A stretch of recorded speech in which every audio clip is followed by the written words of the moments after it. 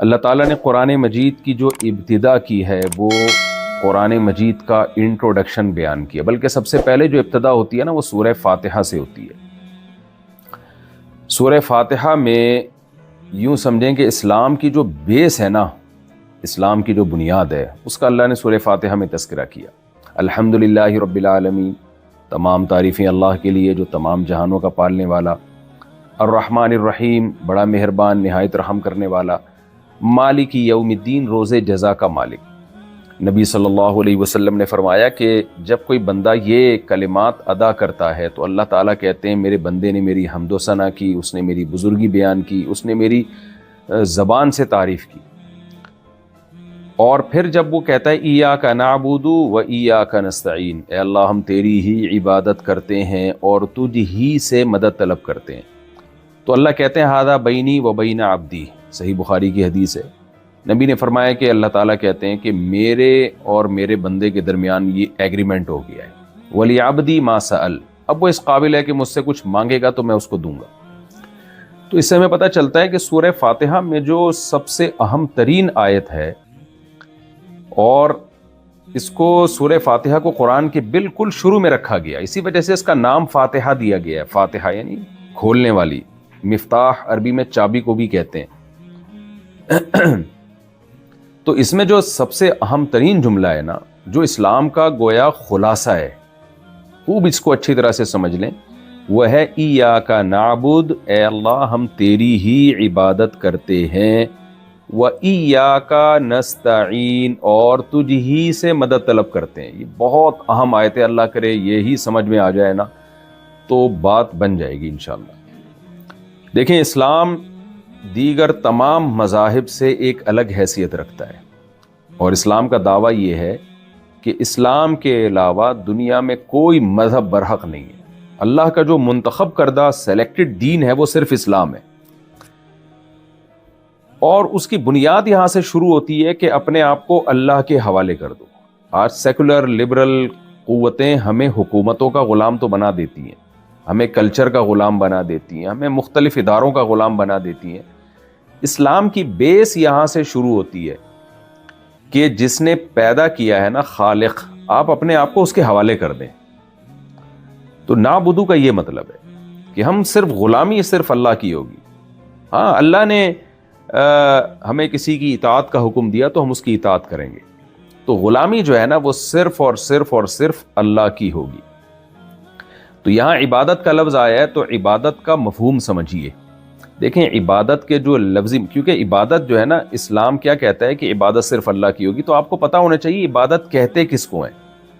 وجہ اس کی ہے کہ نبی صلی اللہ علیہ وسلم نے فرمایا قرب قیامت میں لوگ شراب کا نام تبدیل کر کے اس کو حلال کر لیں گے، استعمال کرنا شروع کر دیں گے۔ تو اس سے پتہ چلتا ہے کہ ہمیں لیبل پہ نہیں جانا چاہیے۔ بعض دفعہ چیز کا لیبل جو ہے وہ چینج کر کے ہم اس پہ احکامات چینج کر دیتے ہیں، جیسے ہی عیسائیوں نے کیا۔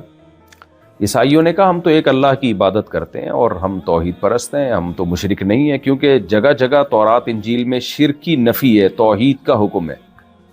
تو انہوں نے توحید کا مفہوم ہی چینج کر لیا۔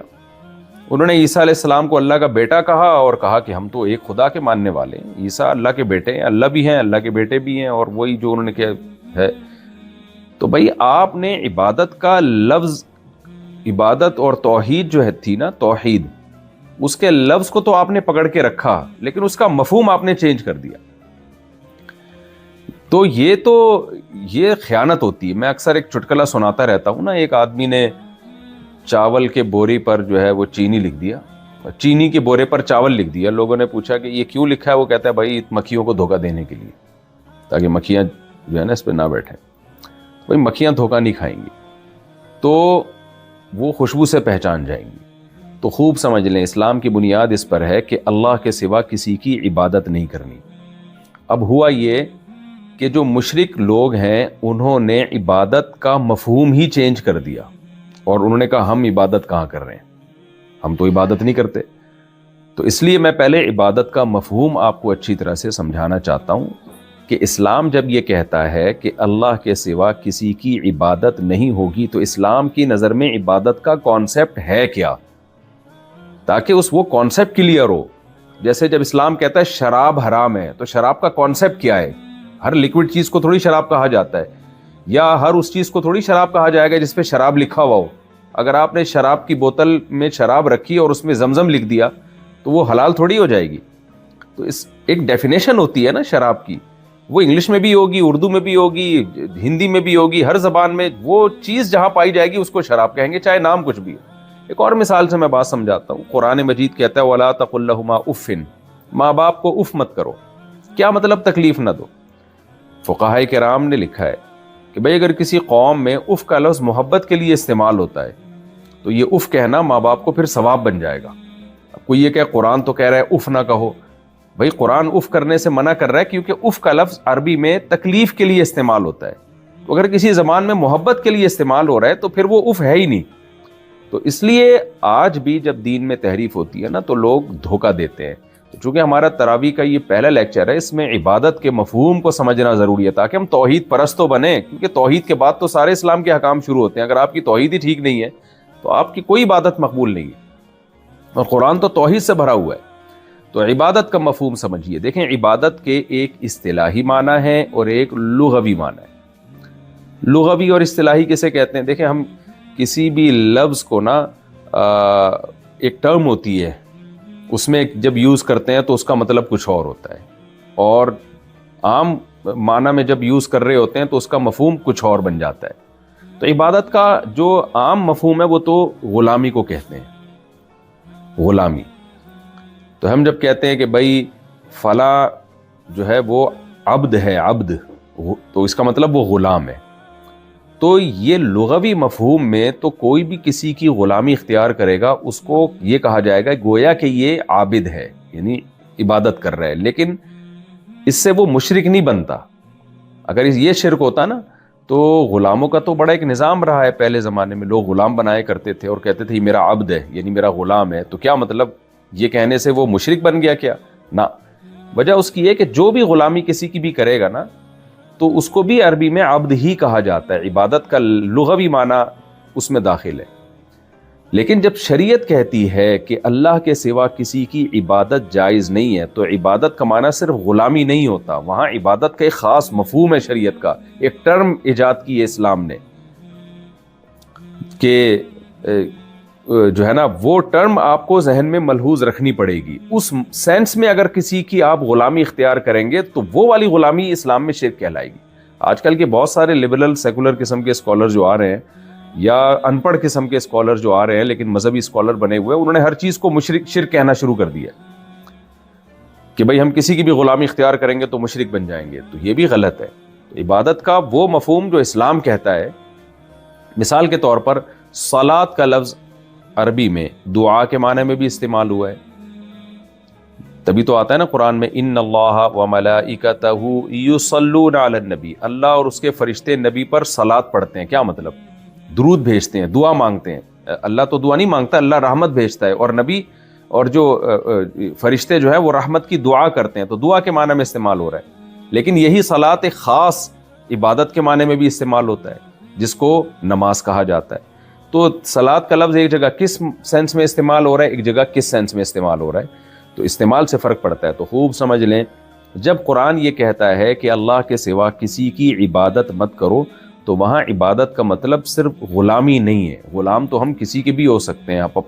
پہلے زمانے میں لوگ اپنے آقا کے غلام ہوتے تھے، ہم اپنے آپ کو نبی صلی اللہ علیہ وسلم کا غلام کہتے ہیں اور اس میں فخر محسوس کرتے ہیں، تو یہ ٹھیک ہے، یہ تو بہت شریعت میں مطلوب ہے۔ آپ اپنی ماں کے غلام بن جاؤ، آپ اپنے باپ کے غلام بن کے رہو، بہت اچھی بات ہے۔ لیکن عبادت کا جو مفہوم شریعت نے بتایا ہے وہ مفہوم یہ ہے، یعنی اس مفہوم میں جو عبادت شرک ہے وہ یہ ہے کہ آپ کسی کی تعظیم کریں اور اس درجے کی تعظیم ہو کہ آپ کا یہ نظریہ ہو کہ میں جس کو رسپیکٹ دے رہا ہوں نا وہ میرے نفع اور نقصان کا مالک ہے اور مجھے نفع پہنچانے میں اور نقصان پہنچانے میں کسی سبب کا، کسی لاجک کا محتاج نہیں ہے۔ تو اس جذبے کے ساتھ جب آپ کسی کو رسپیکٹ دیتے ہیں، تعظیم کرتے ہیں، تو یہ تعظیم اسلام میں عبادت کہلاتی ہے۔ میں مثال سے بات سمجھاتا ہوں۔ دیکھیں ہم نماز میں اتحیات میں اللہ کے سامنے بیٹھتے ہیں، یہ ہمارا بیٹھنا عبادت ہے۔ لیکن آپ اپنے ابا کے سامنے بھی دو زانوں تمیز سے بیٹھتے ہیں، وہ بیٹھنا عبادت نہیں ہے، حالانکہ تعظیم کی صورت تو سیم ہے۔ آپ بیٹھے ہوئے ہیں اپنے والد کے سامنے بھی اسی اسٹائل میں دو زانوں اور ایسے ہاتھ رکھ کے، اور اتحیات میں اللہ کے سامنے بھی ایسے ہی بیٹھے ہیں، لیکن دونوں میں زمین آسمان کا فرق ہے۔ ایک عبادت ہے، ایک عبادت نہیں ہے۔ وجہ کیا ہے؟ جب آپ اللہ کے سامنے اس طرح سے بیٹھتے ہیں تو آپ یہ نظریہ رکھ کے بیٹھتے ہیں کہ میں اللہ کی تعظیم کر رہا ہوں، یہ نظریہ رکھ کر کہ وہ اس لائق ہے کہ اس کی یہ تعظیم کی جائے، کیونکہ وہ میرے نفع اور نقصان کا مالک ہے، اور نفع اور نقصان پہنچانے میں وہ کسی سبب کا محتاج نہیں ہے۔ وہ یعنی حالات ناکامی کے ہونا تو اس میں مجھے وہ کامیاب کر سکتا ہے، اور کامیابی کے حالات میں وہ ناکام کر سکتا ہے۔ وہ کچھ کرنے کے لیے کچھ کرنے کا محتاج نہیں ہے۔ وہ بغیر باپ کے اولاد دے سکتا ہے، آگ میں ابراہیم علیہ السلام کو بچا سکتا ہے۔ تو اس جذبے کے ساتھ جو تعظیم ہوتی ہے نا، وہ انتہائی درجے کی تعظیم ہوتی ہے۔ ایسی تعظیم کو عبادت کہا جائے۔